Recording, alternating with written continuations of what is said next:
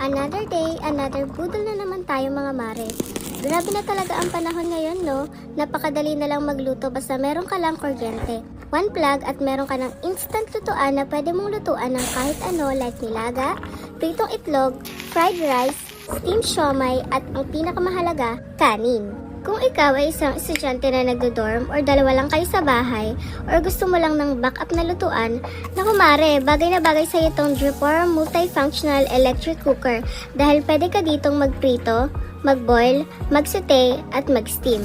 Super cute lang pala nito mga mare. Ang capacity niya is 1.8 liter and pwede mo ding i-adjust ang heat. Eto pa, meron din siyang automatic power off protection kaya less worry ka na. Of course, non-stick na din to kaya madali lang linisan. Nabili ko lang pala to ng 455 pesos with free wooden spatula, free shipping, and by the way, if you're not satisfied sa electric cooker na to, you can return it within 30 days of delivery. Dahil may 30 days warranty na din to. O diba, san ka pa? I-check out mo na yan mare, huwag ka na magdalawang isip dahil makakatulong talaga to sa'yo. Yun lang, kita-kit sa aking another Boodle serye. Bye!